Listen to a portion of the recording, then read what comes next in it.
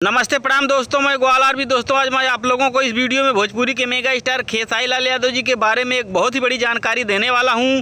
तो दोस्तों अगर आप मेरे चैनल पे नए हैं और खेसारी लाल यादव जी के सच्चे वाले फैन हैं तो वीडियो को दिल से लाइक करके ग्वालियर भी चैनल को सब्सक्राइब करना बिल्कुल ना भूले। दोस्तों जैसा कि आप लोगों को पता ही होगा कि कुछ दिनों पहले भोजपुरी के मेगा स्टार खेसारी लाल यादव जी की एक बहुत ही जबरदस्त और शानदार फिल्म का अनाउंसमेंट किया गया था। फिल्म का नाम था वीर हनुमान और अनाउंसमेंट के बाद खेसारी लाल यादव जी की फिल्म वीर हनुमान काफी ज्यादा चर्चाओं में भी थी। बताया जा रहा था कि खेसारी लाल यादव जी की फिल्म वीर हनुमान बहुत ही जबरदस्त और ऊंचे लेवल की फिल्म होने वाली है, जो कि इस फिल्म की शूटिंग अलग अलग देशों में भी होने वाली थी। और इस फिल्म में खेसारी लाल यादव जी का लुक कुछ अलग और बवाल टाइप का होने वाला था। लेकिन खेसारी लाल यादव जी की फिल्म वीर हनुमान को लेकर एक बहुत ही बड़ी खबर आ रही है।